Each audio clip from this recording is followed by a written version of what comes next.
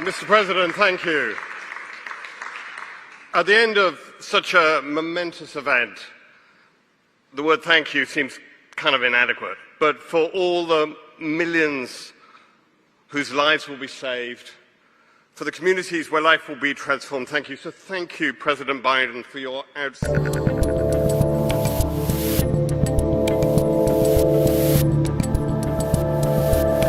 What up, Internet? I'm Dave Rubin. This is the Rubin Report. It's September 30th, 2022. We're live streaming on Rumble, BlazeTV, and YouTube. Subscribe if you have not, particularly over there on Rumble at rumble.com/Rubin Report, so you will see all of our videos with no algorithmic manipulation. Thank you.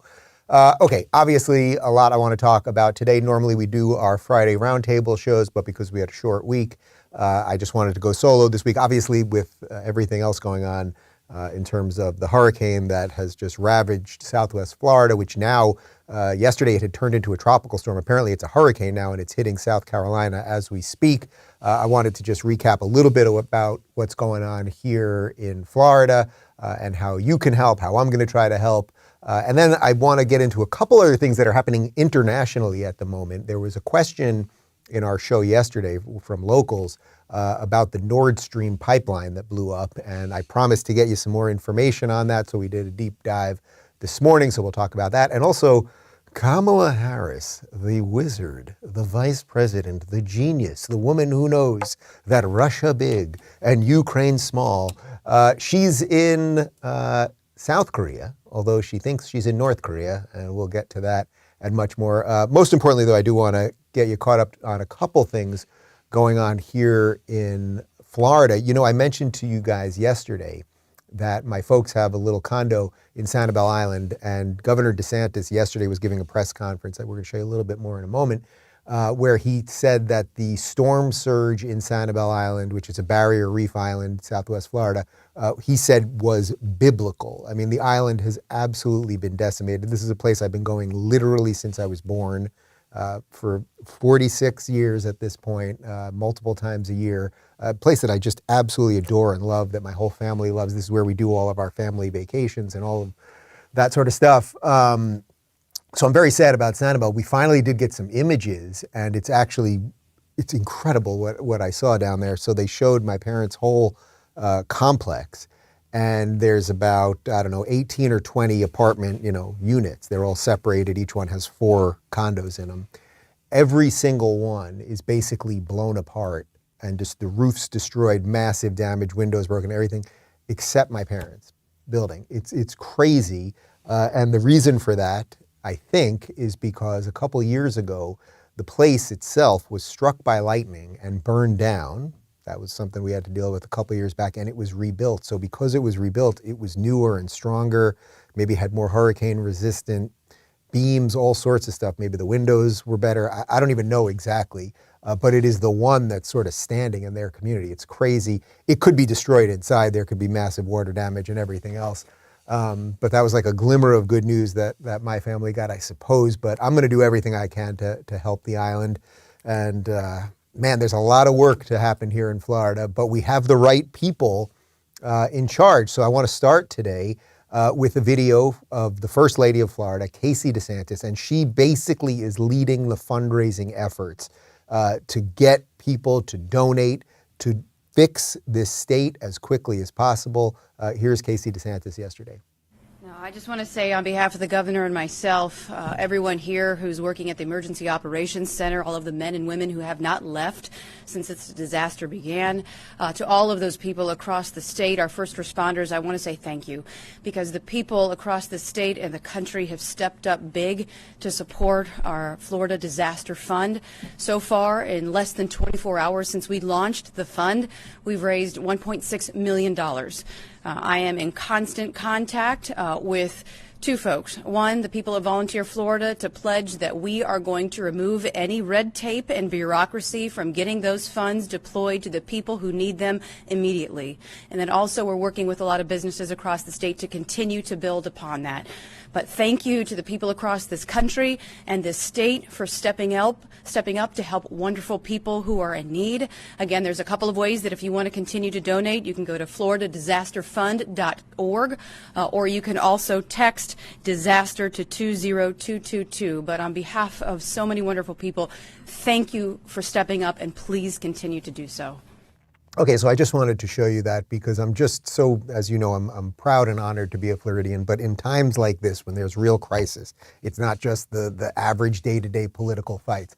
The fact that we have a governor who is so competent and cares and is doing everything possible, and he's married to a first lady who is stepping into the battle right now to raise funds and make sure that they get to the right people and to the right places. It's just fantastic. I'm also thrilled to tell you guys that Rumble and Locals. So Rumble, of course, was a Canadian company that has moved to Sarasota, Florida. Sarasota got hit, not as bad as sort of hardcore Southwest Florida, but it is on the west coast of Florida. Rumble is in Sarasota. Locals is here in Miami.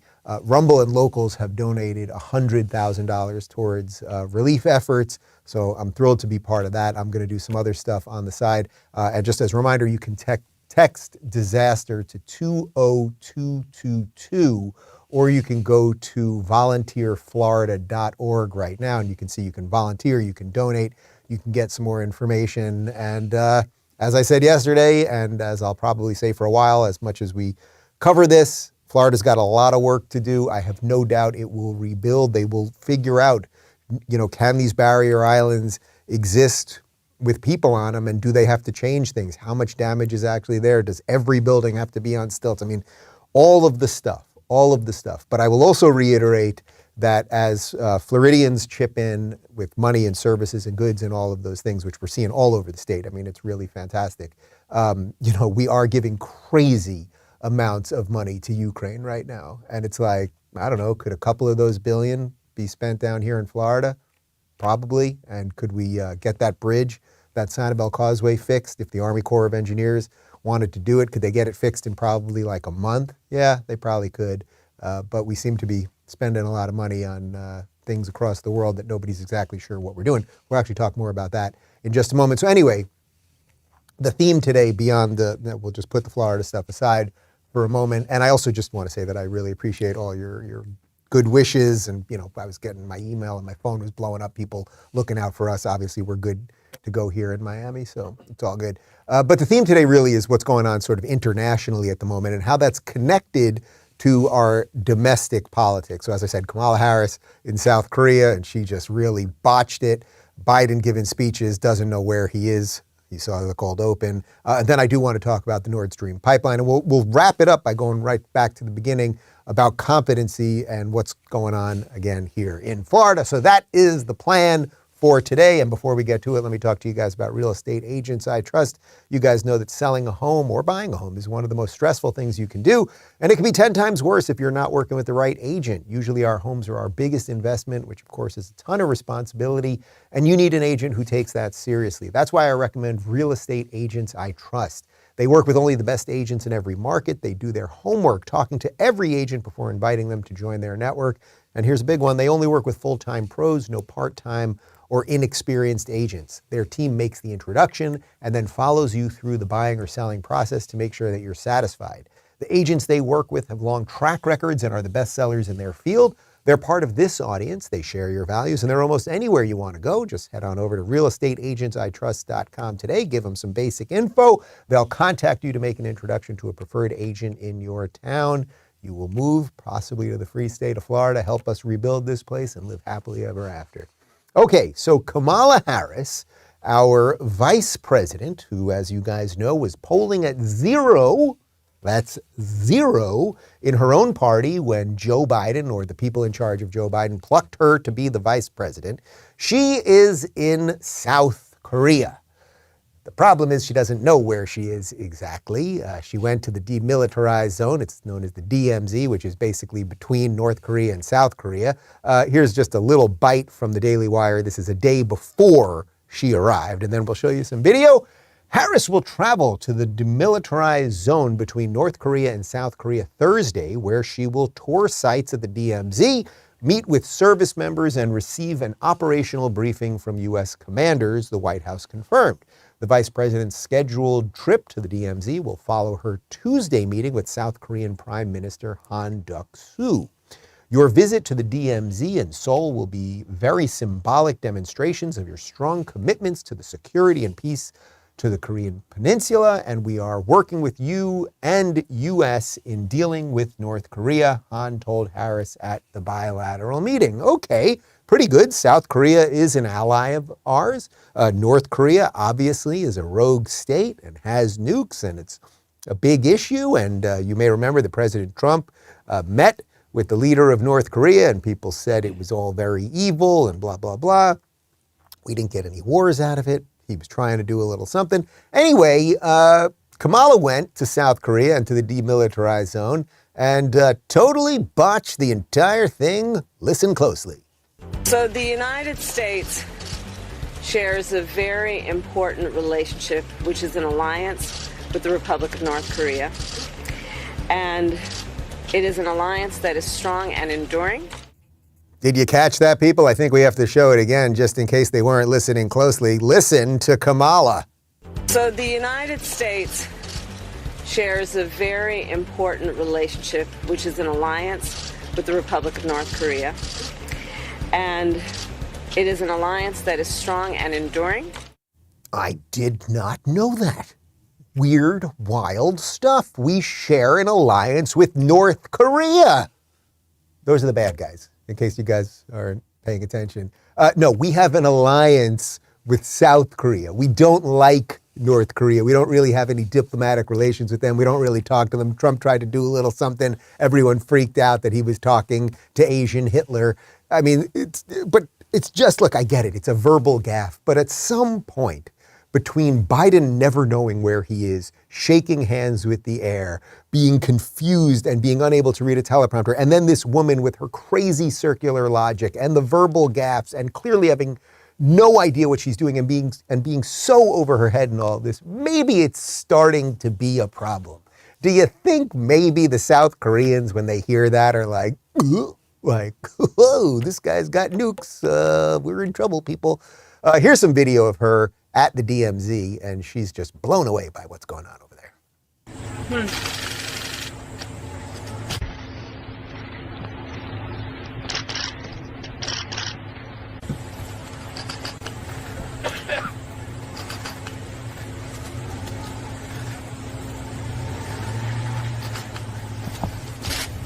something that needs to actually see in your own eyes. And it's so close. It's 50 meters away now. That's right, North that's Korea at it. the wood line. That's it. And it's so close. It's 50 meters away. Just everything. Her holding the binoculars. Everyone in here was laughing at that. It's just like, what? She just sounds so stupid. Like she has no idea. They threw her there. I get it. They put her on a plane and they put her there. But she just doesn't understand anything about the nature of the geopolitical situation between South Korea and North Korea. She just knows nothing about it. And here she is talking to a couple servicemen who are stationed at the DMZ. Listen to the way she talks to them about telescopes. But it's exciting. Have you seen the photographs from the Webb telescope? It's humbling. So we invested in this telescope, and the images just came in, and they show us 3 billion years back to the beginning, to all these galaxies. It's the most humbling thing you have ever seen. So when we think we've seen everything, we gotta be smart about it.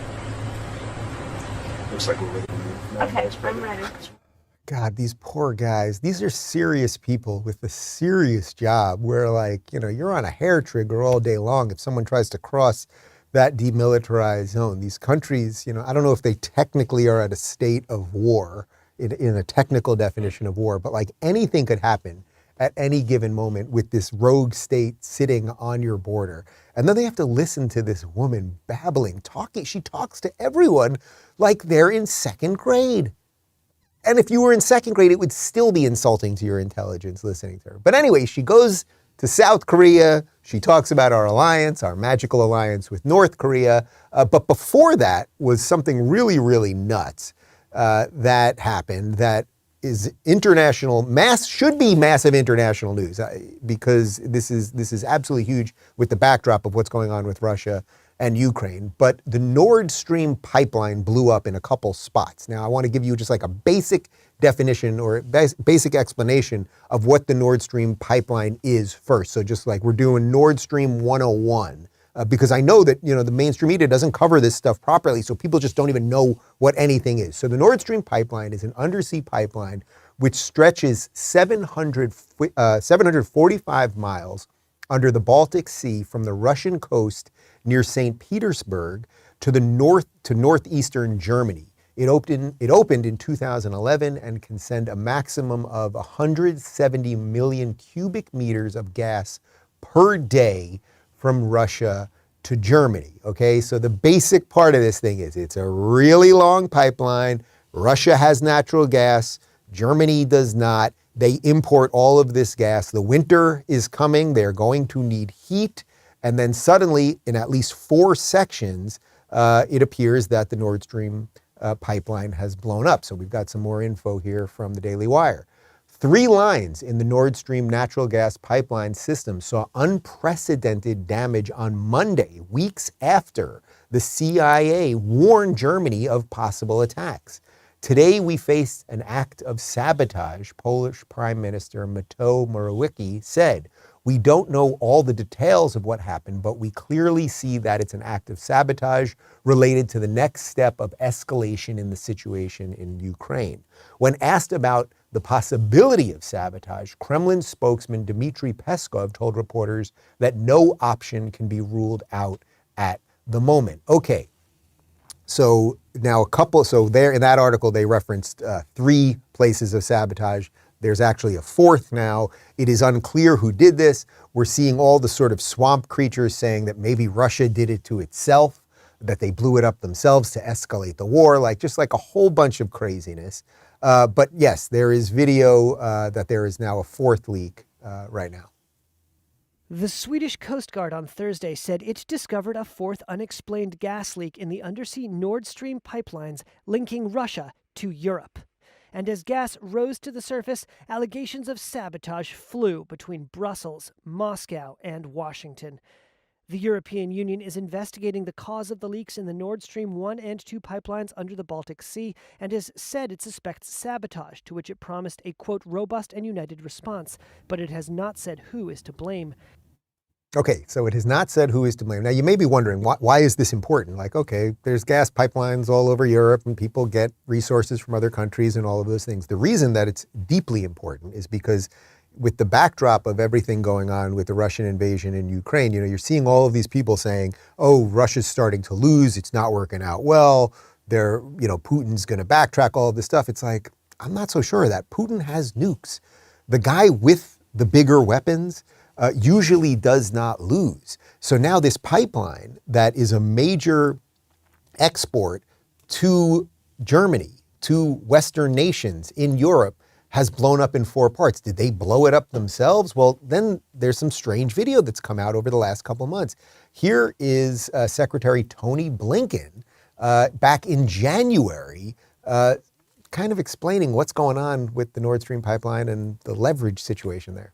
This pipeline does not have gas flowing through it at present. And if Russia renews its aggression toward Ukraine, it would certainly be difficult to see gas flowing through it in the future.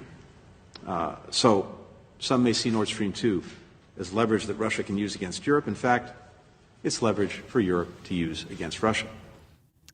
Did you catch that? So that's back in January. And basically he's saying, we have some leverage over you, Russia, because if we don't like how this war thing's working out, or if you don't pull out of Ukraine, he's in essence saying we could blow this freaking thing up because this is a cash cow for Russia and we will want to harm you and hamper you however we possibly can. And then this video came out.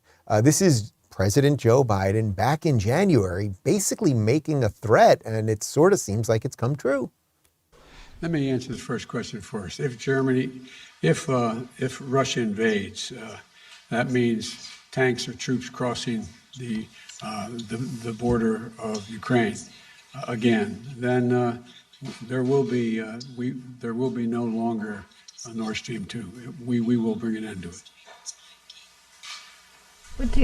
How will you do that exactly, since the project and control of the project is within Germany's control?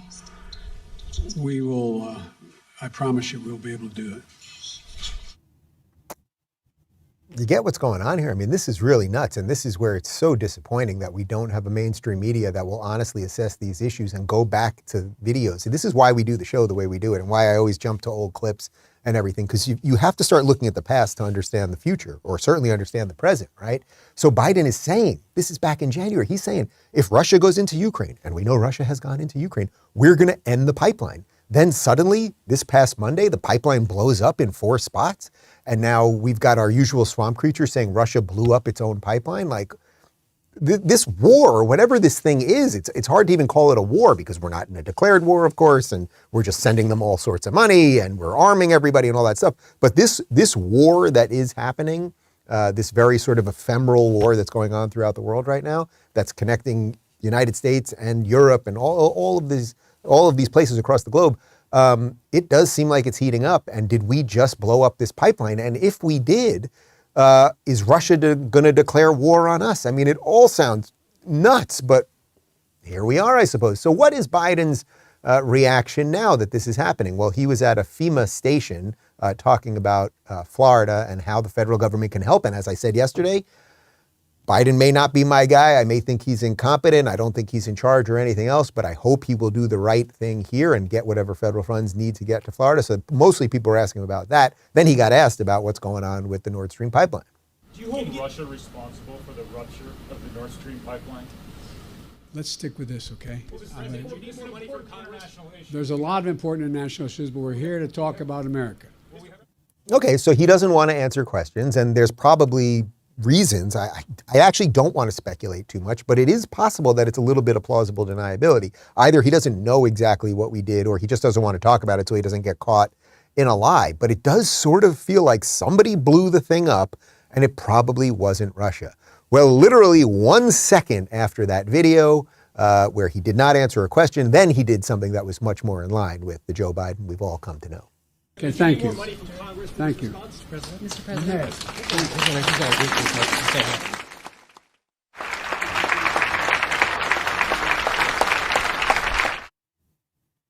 God help us all. Okay, so there's Biden, doesn't know where he is, always wandering off, very confused. So be it. At least he must have functional, competent people around him, right? Here's noted black lesbian Corinne Jean-Pierre talking about Nord Stream, except she thinks it's Nordstrom's. So you've heard us say this, that what we see Russia's doing, and we've been very clear about this, is that they're using energy, they're weaponizing energy, and it's choosing to one of the things that has been out there, to shut down the pipeline of Nord Stream 1. Nordstrom's going down, people. Nordstrom Rack. You're not going to get those half-price jackets, okay? Where you think you're going to get all your nice shirts, and they often have wallets there, some perfume a little bit cheaper, that sort of thing. You're not going to get it because Russia and the energy or something. Connor put together a nice little package for us on this Nordstrom situation. One of the things that has been out there, to shut down the pipeline of Nord Stream 1.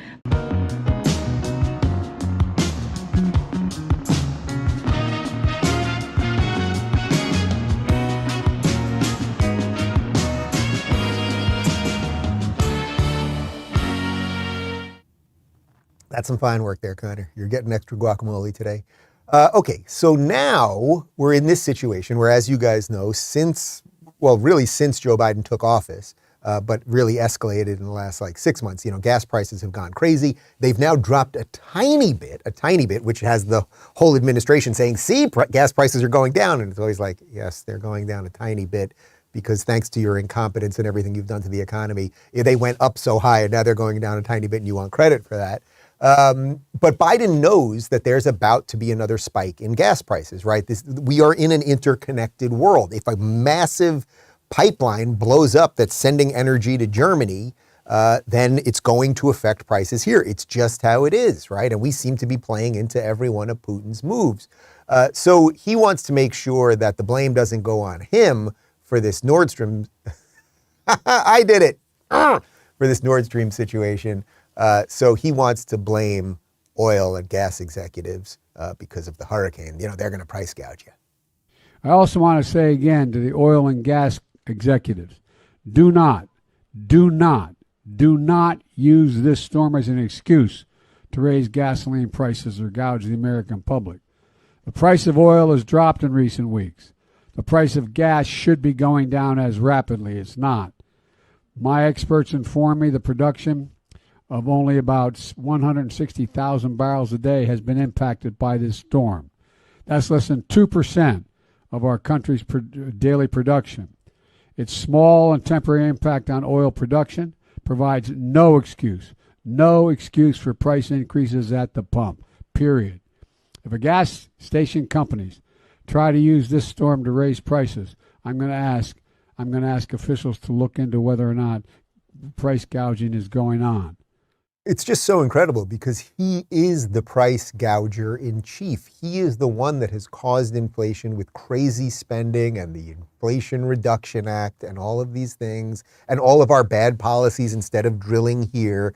And now he knows because of this war that gas prices are rising because of whoever blew up the Nord Stream pipeline. Gas prices are going to rise. And who's he threatening? He's threatening the gas companies and he's threatening the mom and pop shops that are your local gas station. That's who he's threatening. He is the gouger in chief and he's going to look into them. It's like, do you think that these people, I can tell you very clearly here in Florida with this disaster going on, there are not gas station owners who are like, yes, this is my chance to make all the money I can. No, there really aren't. I have seen so many people chipping in across the board everywhere. Now, it's not to say that there aren't some outlier cases. And of course, whenever there's natural disasters, you're going to get some looting. You're going to get some people with price gouging. Of course, you're going to always get that. It's part of the human condition, whether we like it or not, right? There's always people who will take advantage of a bad situation. But this clown, I mean, and also the way he's reading, and it's like you just know he doesn't even know what he's saying. But it has nothing, prices have nothing to do with him. Inflation has nothing to do with him. All of it has nothing to do with him. It's the mean oil companies. It's those bad Republicans and blah, blah, blah. Just awful. Well, okay. I want to bring you home on a positive note. So from Joe Biden, sort of incompetent gouger in chief, there are some virtuous leaders in this country. There are some people trying to take care of their people and do the right thing and do it for the right reasons and not just endlessly accumulate power and take from some and give to others. Yeah, we're back in Florida. Here is Governor Ron DeSantis making a surprise visit to the hurricane relief headquarters. There's going to be a lot of people that need help, and I know you guys have been on the front lines of doing that. So I just want to say thank you. We'll be back. We'll be back tomorrow. We'll probably be back, every day for a while. And so we're here to help. And when you guys need anything, he knows to call. All these other people know. Just give us a call, and I'll make sure Kevin gets it done. So thanks, everybody. Appreciate it. People working hard and hearing from the top exec, hey, we appreciate you. We're going to be here for you. We're going to make sure we can do everything that we can do. That's what it's all about. That's what it's all about. Governor DeSantis later, he's given press conference after press conference after press conference. The guy's bouncing all over the state. He's doing everything he possibly can. He talked about the severity of the storm and particularly on Sanibel, which, as I've discussed, is very close to my heart. Governor, in our area, Sanibel Island, Fort Myers Beach, the images are devastating. And we know that from our local agencies that there have been confirmed deaths. We don't know exactly how many. What have you heard from the local agencies about the scope of the tragedy in that sense? Well, Sanibel is destruction. For those of you who haven't been, it's a beautiful place, really neat community, and it got hit with really biblical storm surge. Most of what's being done to assist is air operations, since you can't get there on the ground. I think Kevin will probably have more boats head over there as well. But the important thing is I was able to speak to the mayor this morning, and she and her key staff did evacuate, and so they've been operating off more of the mainland in Lee County, and many people did leave Sanibel, and they did heed the call, which is good. Obviously, I think it's a very seasonal community. We're not quite in the high season yet, but I think she made the point, hey, it's Florida. More people want to be here year-round now, so you do have a contingent of people that stay there over the summer. But we're committed to restoring the infrastructure is needed. That is not going to be an overnight task. That is going to be something that is going to require a lot of love and care. It's going to require a lot of resources. Guys, I know that listening to politicians talk during natural disasters is not like the most entertaining thing, right? There's a limit for all of us to do it. I'm doing cardio every morning. I've been watching these press conferences, but I know everyone has a limit. And if you're not in Florida, it doesn't mean as much to you, perhaps, and all of that kind of stuff. I really am showing you that, in this case, more to just juxtapose it with what's going on with our federal leaders, right? Like Kamala not knowing who's our alliance in North Korea and South Korea, and Joe Biden not even knowing really where he is and blaming everyone else for all of this.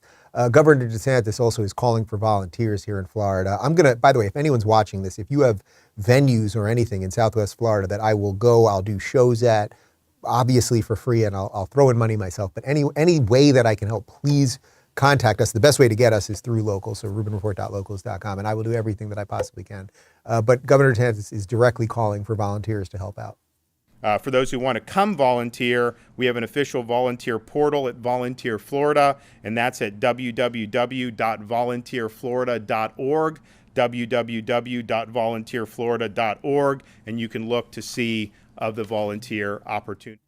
Yeah, I've been looking in our locals community, and I know a bunch of you live in the area and others of you that are in Florida or Southeast United States, and people are coming down and are helping, and it's really great. And again, you can text disaster to 20222 or go to volunteerflorida.org. I will definitely volunteer on the ground at some point. Maybe I'm thinking maybe around Thanksgiving I could take a couple of days off and we'll go. Maybe I can. You guys coming with me? We'll go build something. We're gonna go build. I got all thumbs up at the same time.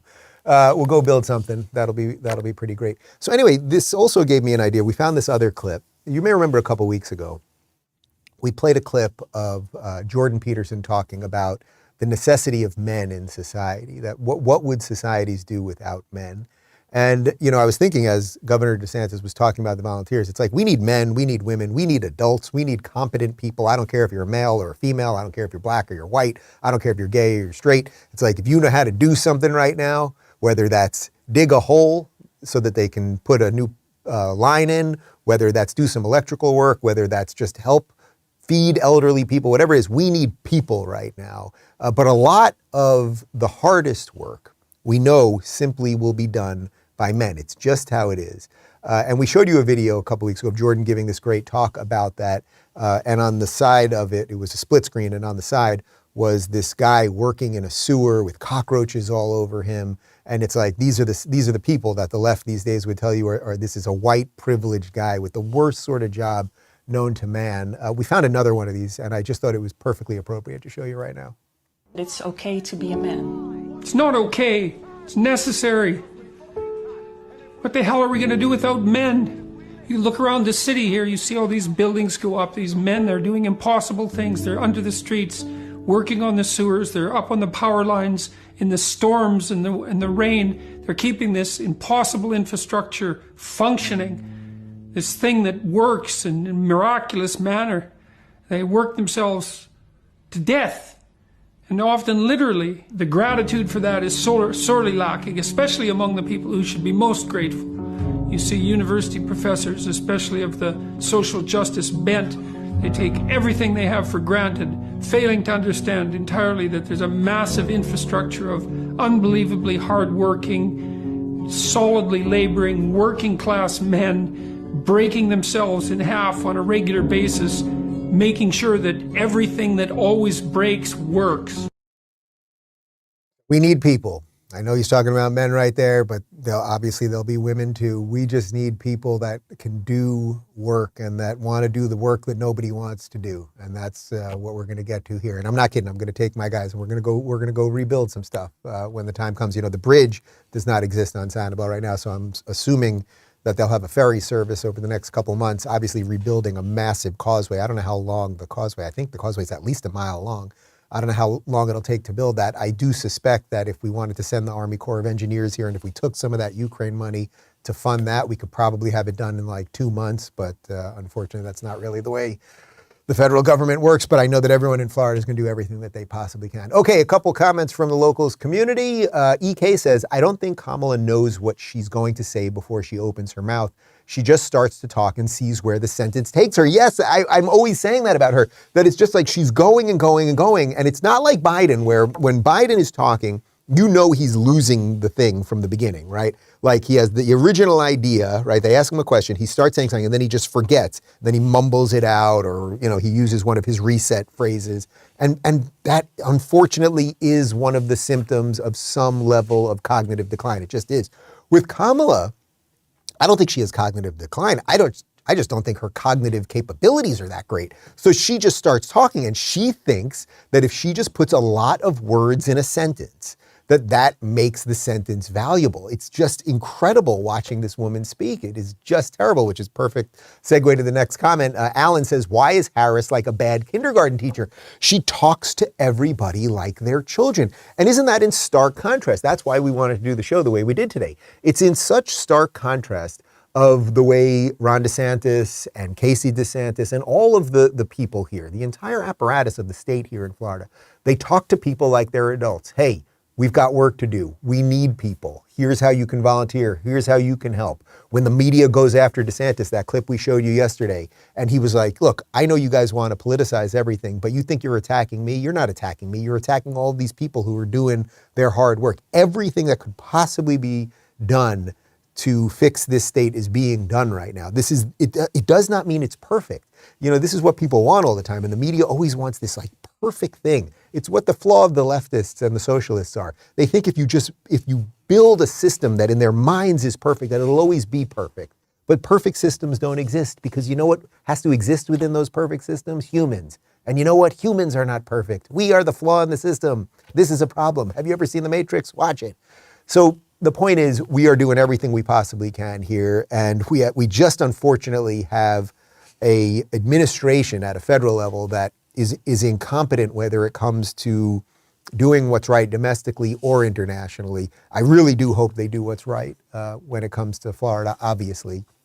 And by the way, if there was an absolute natural disaster, something really horrific that happened, whether it was a fire or a hurricane, well, they don't get hurricanes in California, but whether it was a fire or an earthquake or whatever it might be in California, I would want the government to be as effective and competent and everything else. Even though I fled the state, it has nothing to do with my feelings about the political apparatus of the state. It has nothing to do with my feelings about Gavin Newsom.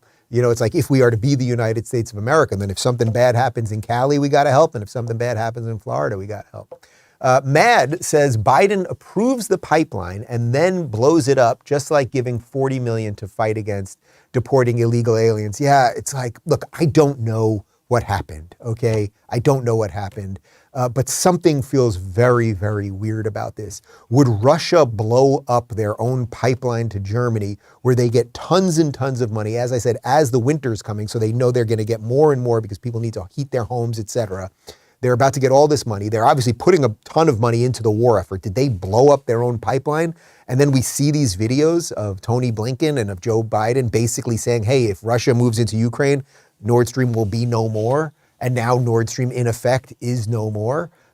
What's going on here? And this also is where you got to give the devil his due. I know that most of you watching this right now, and conventional wisdom would be that there's going to be this massive red wave. But I have said all along about giving the devil his due, and it's like, could right before the election, COVID-2, monkeypox 9, nuclear war, like anything. I don't mean that to be like crazy alarmist. I mean it just like everything is in flux right now. Everything is in flux. So if Biden's looking at the numbers, and it's not Biden looking, if whoever's in charge is looking at the numbers, and they're going, man, we are going to be crushed in these elections.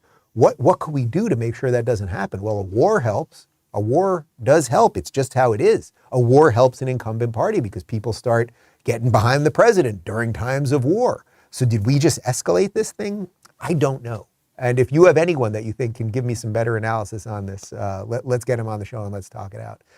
Guys, as always, subscribe if you have not at rumble.com/Rubin Report. If you want to play along during the show in live chat, you can join us at rubinreport.locals.com. And we have a cold close with election denier and possible murderer Hillary Clinton. See you on Monday.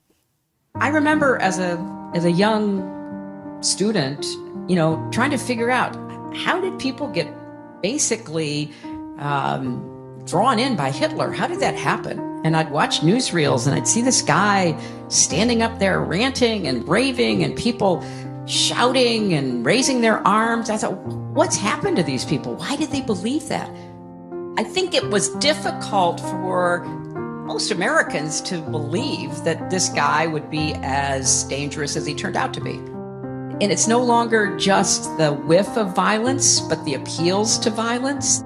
Look at immigration. They don't want to get together and try to resolve this issue. They don't want to try to figure out how we have secure borders because they'd rather have an issue than a solution. This is an attack on freedom, on democracy, on truth. This is an attack that has ripple effects for all of us. The threats to democracy are real, and the only way to defeat them is showing up and voting.